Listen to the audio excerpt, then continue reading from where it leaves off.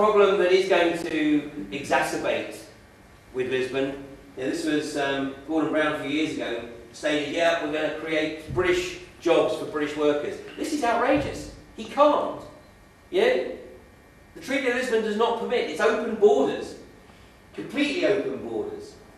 It's a big lie. Front page of the Daily Mail. Front page of the Independent. You know, we're in a situation where borders actually need to be closed, albeit temporarily perhaps. But borders need to be closed. National governments need to be able to take these decisions to be able to rebuild their resource-based economy. The situation that we have right now is actually only going to lead to a worsening scenario. Now, this is the official figure of the UK, 2.3 million out of work. The unofficial figure is 6 million. 20% of the population. You know, we've got professional students. We've got mature students being encouraged to go back and do yet another course, and we'll give you money to do it, because that keeps you off the unemployment figures. And this from today's Daily Express, you know, with the destruction of the Sandgate camp. Britain's full up. You know, we need to close the borders. Now, I'm not suggesting we kick anybody out for a second, but right now we need to close the borders because we've got a situation that is an economic black hole. But no government, no national government in Europe has any capability for self-determination on these issues today, and will have even less under Lisbon.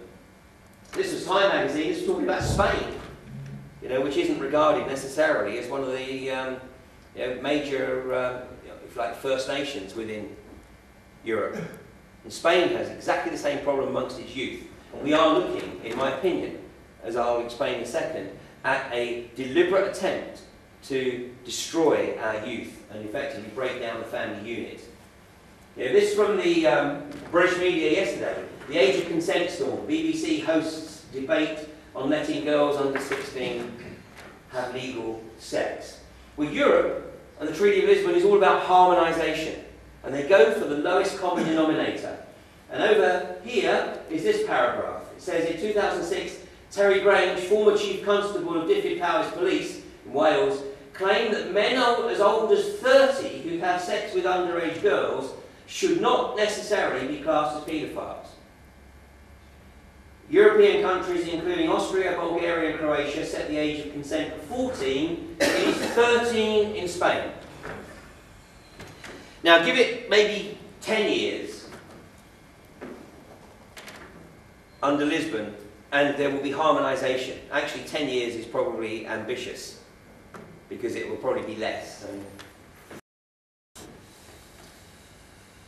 Another campaign that's been going on in the UK, pupils told they have a right to a good sex life. That's advice for youngsters from the NHS. And I have 6 kids. 4 of them are old enough to take care of themselves. One is a 14-year-old girl, the other one's a 6-year-old boy.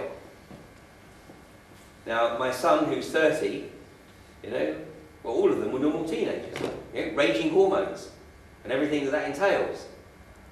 You know, a return to Neanderthalism, knuckle dragging. Yeah. I mean, I've got a 6-year-old son, so at least I've got the practice for communicating in grunts. But, you know, here we are, kids in schools are being told they have a right to a sex life. It's a fine line. It's a fine line. At a party, a 15-year-old boy rapes a 14-year-old girl. And his defence is, but I've got a right to a sex life. I've been told I've got a right to a sex life. It's a thin end of a wedge. I know parent, I don't believe, would ever write this statement. And it's always interesting to me that when you dig into the authors of this type of document, in most cases, they are not of a family, let alone their own background. Same with the material the kids are being asked to read in school. Again, this is from a very recent spread in the Daily Mail. Rape, abortion, incest. Is this what children should read? Forget about Enid Blyton. The latest children's bestseller is a tale of violence and sexual abuse, so brutal that it left adults gasping in shock. And it's part of a new trend that should worry parents. I mean, it's similar elsewhere in the world, it's similar in the US. Children as young as 5 to learn about masturbation under new UN global governance guidelines. My 6-year-old son, am I going to even consider discussing these issues with it? Is he going to have any comprehension? Of course not. This is not natural. I mean, any parent, will know that this is not the normal order of things. I do believe today that the vast majority of parents do actually, rise up to the responsibility of providing sex education for their kids. Which wasn't the case when I was a kid. I had to find out the hard way. Well, it wasn't that hard. Or maybe it was.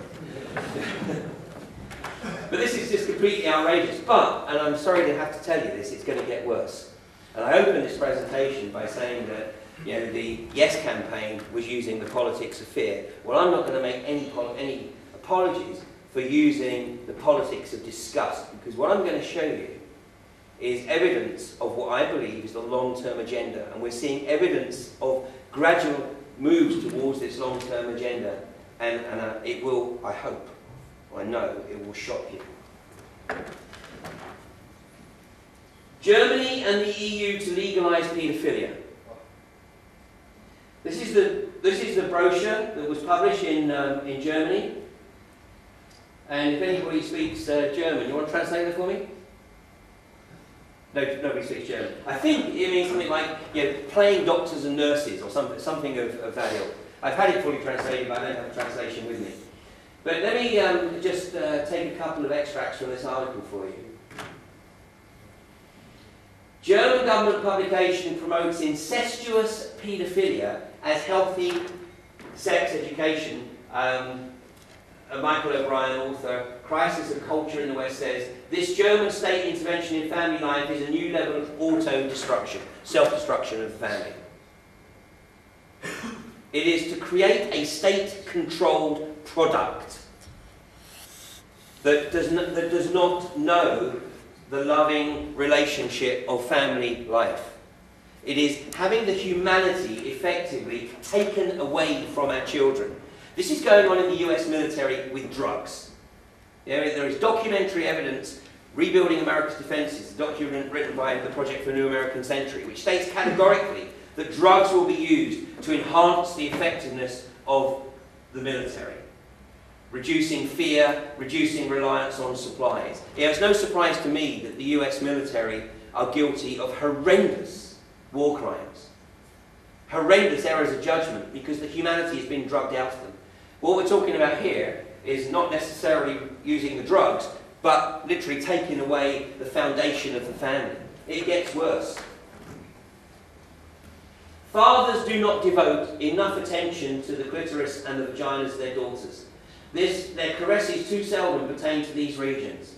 Whilst this is the only way the girls can develop a sense of pride in their sex, reads the booklet, regarding 1 to 3-year-olds. The authors rationalise the child touches all parts of their father's body, sometimes arousing him. The father should do the same. Of course it's obscene, of course it's outrageous. Now, the good news is, this brochure was, thankfully, due to public pressure, withdrawn in Germany. But it is still freely available in Switzerland. Now, what happens here, the reason they do this is it's like testing the water. Now, the reason that I absolutely believe that this is the long-term agenda is because in the UK, we are seeing paedophilia treated as though it's a misdemeanor. We're seeing the courts basically just sort of either slapping somebody on the wrist and saying, okay, yeah, just don't do it again. I heard of a UK judge criticising a woman who answered the door in her nightgown, and it was her fault that she didn't dress properly, I mean, we are just getting into a situation where the law is becoming a real ass.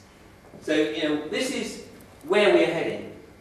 And if somebody wrote to me and said, Ian, you need to take this out of your presentations because this is completely outrageous. And I wrote back and said, do what? You're trying to censor